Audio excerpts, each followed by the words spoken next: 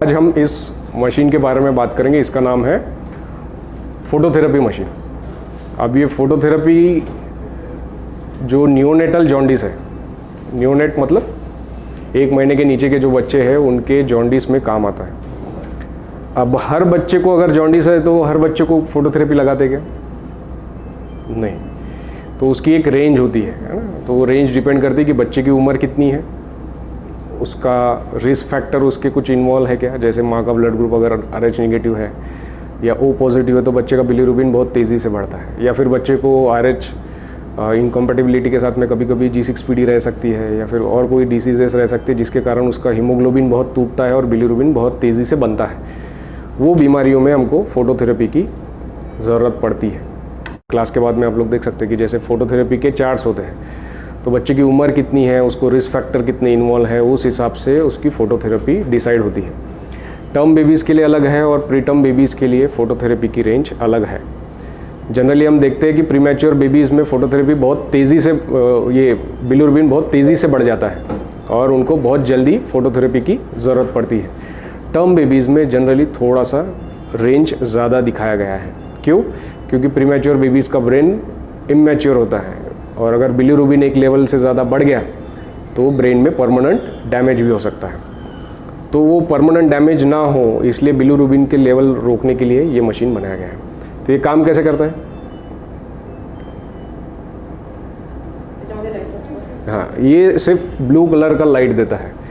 तो ये blue colour का जो लाइट होता है, तो उन्होंने स्टडी किया और स्टडी करके देखा कि ग्रीन ब्लू कलर का जो लाइट होता है जिसकी वेवलेंथ 460 से 490 के बीच में होती है, नैनोमीटर के रेंज में, उन्होंने एक लाइट ढूंढा। उन्होंने देखा कि अगर ऐसा लाइट चमड़ी के ऊपर दिया जाए तो चमड़ी के नीचे का जो बिलीरुबिन है वो बदल जाता है ना। तो इस प्रक्रिया को उन्होंने फोटो आइसोमराइजेशन बोला है और वो ऐसे इसमें कन्वर्ट हो जाता है कि जो पेशाब से निकल जाए। तो अगर लाइट सिर्फ चमड़ी के ऊपर लगा दिया जाए तो चमड़ी के नीचे का वो चेंज हो जाएगा, पेशाब से निकल जाएगा। खून के अंदर का जो बिलीरुबिन है फिर से चमड़ी के नीचे आएगा, वो चेंज होकर निकल जाएगा। तो ऐसे करते करते जो शरीर का बिलीरुबिन लेवल है वो कम हो जाता है। ठीक है, तो ये फ़ोटोथेरेपी लगाने से पहले हमको कुछ चीज़ें देखनी है। बच्चे का लेवल कैसा है, क्या है, बच्चे को कोई और तकलीफ़ तो नहीं है ना। क्योंकि ये जब बच्चा फ़ोटोथेरेपी के अंडर रहेगा तो बहुत सी चीज़ें मॉनिटर करना मुश्किल जाता है। हम देखते हैं कि अगर बच्चा फ़ोटोथेरेपी के अंडर है तो उसके कलर हमको पता नहीं चलता, तो उसका परफ्यूजन हमको पता नहीं चलता। तो परफ्यूजन कैसा है, क्या है, वो हमको उसको पहले स्टेबलाइज़ करना है, देख लेना है। उसके बाद फ़ोटोथेरेपी में अगर लगते हैं तो भी उसको वो चीज़ को हमको बाद में मॉनिटर करना है। तो ये फ़ोटोथेरेपी जब हम लगाते हैं, स्किन के अंदर चेंजेस होके बिलीरुबिन कम होता है। एक समय ऐसा आएगा कि बच्चे का बिलीरुबिन जिस तेज़ी से बढ़ रहा था उस तेज़ी से नहीं बढ़ेगा, और फिर हम देखेंगे कि उसके जब हम लेवल सब्सिक्वेंटली चेक करेंगे तो धीरे धीरे उसके खून में का बिलीरुबिन का लेवल कम हो जाएगा और हम ये मशीन हटा सकेंगे, है ना। तो ये फ़ोटोथेरेपी की इंडिकेशंस में हम देखेंगे कि एक चार्ट होते हैं, बिलीरुबिन के चार्ट होते हैं। उस हिसाब से बच्चे का वेट, उसकी कितने दिन का हो गया, उसको क्या रिस्क फैक्टर है, उस हिसाब से हम फ़ोटोथेरेपी लगाते हैं। अब ये फ़ोटोथेरेपी जब हम लगाते हैं तो इसके कुछ ये मशीन के बारे में हमको समझ लेना चाहिए। इसमें देखें तो ये LED लाइट लगे हुए हैं इसमें, है ना। तो 10 LED लाइट है। इसको अगर हम ये तरीके से देखें, यहाँ से ये क्यों बना हुआ है, ये हिस्सा ताकि गर्म ना हो, है ना। इसको वेंट्स बोलते हैं, वेंटिलेशन का काम करते हैं यहाँ से। तो जो भी लाइट है वो काफ़ी अगर गर्म हो जाए तो उसको ठंडा करने के लिए वेंट्स दोनों तरफ में दिया हुआ है। इस तरफ में देखेंगे तो आप ये बटन दिया हुआ है। ये बटन किस लिए है? ऑन ऑफ के लिए है ना। ऑन करो तो सिस्टम।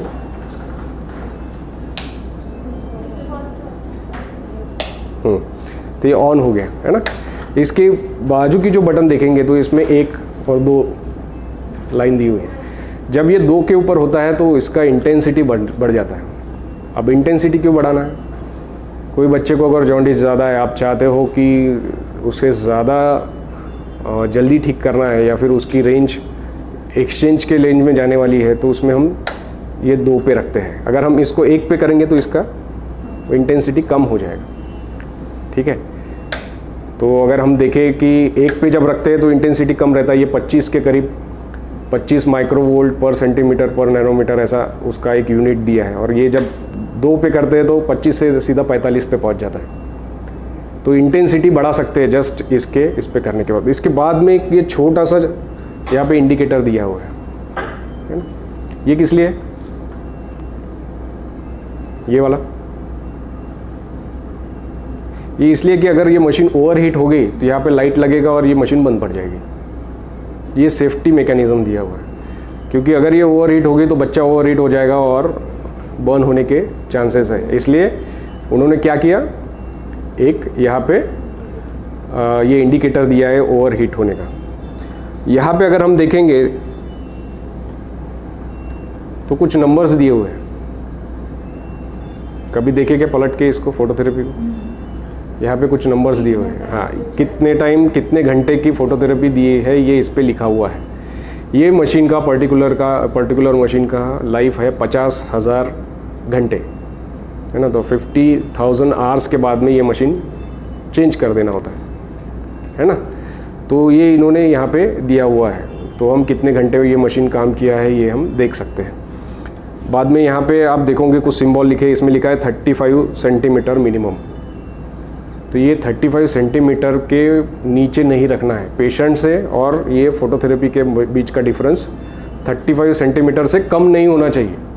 नॉर्मल रेंज हम देखेंगे तो 35 से 40 सेंटीमीटर तक के उन्होंने बताया गया है। तो क्या प्रिकॉशन लेंगे जब हम ये पेशेंट को फोटोथेरेपी में रखेंगे? तो आइज़ कवर रखना है और बाकी पूरे कपड़े बच्चे के निकालने हैं, आइज़ कवर रखना है और सिर्फ उसको नैपी पहनाना है। अगर बहुत ज़्यादा बिलीरुबिन है तो बहुत बार बिना नैपी के भी बच्चों को हम फोटोथेरेपी में रखते हैं। इसमें कुछ नॉब्स दिए हुए हैं, जैसे ये नॉब्स है, ये नॉब से आप इसको यहाँ से निकाल भी सकते हैं। ये डिस्कनेक्ट हो जाएगा यहाँ से, और इसी को आप नीचे से लगा के बच्चे को डबल सरफेस फोटोथेरेपी दे सकते हैं, एक ऊपर से एक नीचे से। ठीक है, इसको आप इससे एडजस्ट भी कर सकते हैं। ये नॉब यहाँ से डिस्कनेक्ट करने के लिए, और ये जो है ये इसका हाइट एडजस्ट करने के लिए है।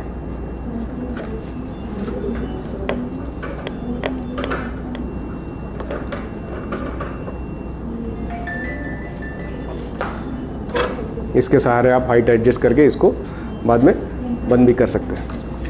तो इसको पेशेंट के ट्रॉली के साथ में रखना है। ट्रॉली पे लगाते वक्त हमको केयर क्या लेनी है कि जो ओवरहेड वार्मर है उसके नीचे नहीं आना चाहिए।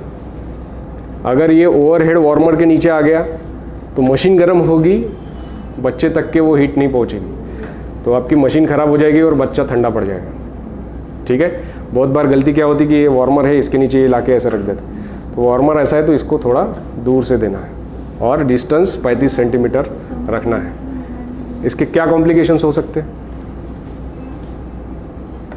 इसके क्या कॉम्प्लिकेशंस हो सकते हैं? एक तो मैंने बता दिया ओवरहेड होता है, और डिहाइड्रेशन हो जाता है ना। बहुत बार लाइट के नीचे रहने के कारण बच्चे के शरीर का पानी ऊपर निकल जाता है और उसके शरीर में डिहाइड्रेशन हो सकता है। तीसरा, बहुत बार बच्चों को लूज मोशंस लग जाते हैं, है ना, लूज मोशंस लग जाते हैं। तो अच्छा है अगर बच्चे की मोशन की फ्रीक्वेंसी बढ़ गई तो उसका जॉन्डिस जल्दी कम हो जाता है। ठीक है, तो ये इसमें हो सकता है। तीसरा, बहुत बार हमने देखा है कि डायरेक्ट टाइप ऑफ बिलीरुबिन रहता है, तो उसमें बच्चे ब्रॉन्ज कलर के हो जाते हैं, थोड़े से मटमैले हो जाते हैं, अलग कलर के दिखते हैं, तो कलर चेंज होने के चांसेस रहते हैं। तीसरा, जब भी आप इससे सैंपल कलेक्ट करोगे, बच्चों का बिलीरुबिन के लिए सैंपल कलेक्ट करोगे, उस टाइम पे इसको बंद करना जरूरी है। अगर ये चालू है और आपने सैंपल निकाला तो आपका बिलीरुबिन सैंपल में का कम आएगा। ठीक है, क्योंकि वो उसका फोटो आइसोमराइजेशन सैंपल के अंडर भी हो जाएगा, है ना। तो ये सारी चीज़ें हमको इसके साथ में देखना है। तो जॉन्डिस के लिए हमने फोटोथेरेपी शुरू की, उसके बाद में हमने लेवल चेक किया। कोई और तरीका है बिलीरुबिन का लेवल चेक करने का? ट्रांसक्यूटेनियस बिलीरुबिनोमीटर।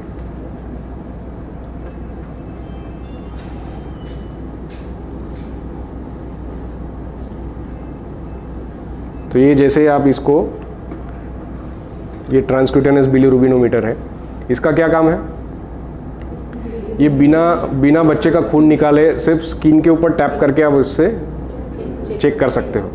तो इसका टेस्टर यहाँ पे, आप इसमें से लेवल करके इसको स्टैंडर्डाइज कर लो, फिर उसके बाद में पेशेंट का आईडी डालना होता है और उसके बाद में आता है मेजर। मेजर करने के लिए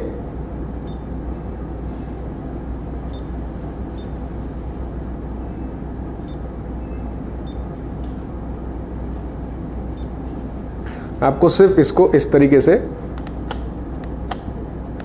3 बार टैप करना होता है और आपकी वैल्यू यहाँ पे डिस्प्ले हो जाएगी। यहाँ पे लिखा है 2.1, तो मेरा बिलीरुबिन कितना है 2.1।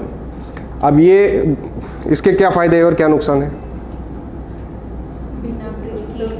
हाँ, बिना बच्चे को प्रिक किए आपको बिलीरुबिन पता चल गया, लेकिन ये हर बच्चे में नहीं कर सकते। अगर बच्चे की उम्र 1 दिन के कम है ना, या फिर बच्चा बहुत ज़्यादा प्रीमैच्योर है, तो उसमें ये चीज़ रिकमेंडेड नहीं है।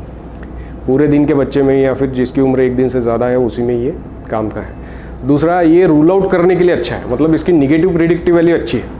अगर कोई बच्चे का बिलीरुबिन कम आता है तो हम डेफिनेटली बोल सकते हैं कि इसको फोटोथेरेपी की ज़रूरत नहीं है, लेकिन अगर इसका रीडिंग 12-13 आता है तो फिर हमको उसे ब्लड टेस्ट से कंफर्म करना ज़रूरी है, क्योंकि हायर लेवल पे ये अनरिलायबल हो जाता है। ठीक है, तो इसलिए ये चीज़ हमको देखना है कि ये जब भी वैल्यू 12-13 के ऊपर आती है तो हमने ब्लड प्रिक करके ब्लड सैंपल बिलीरुबिन के लिए भेज देना है।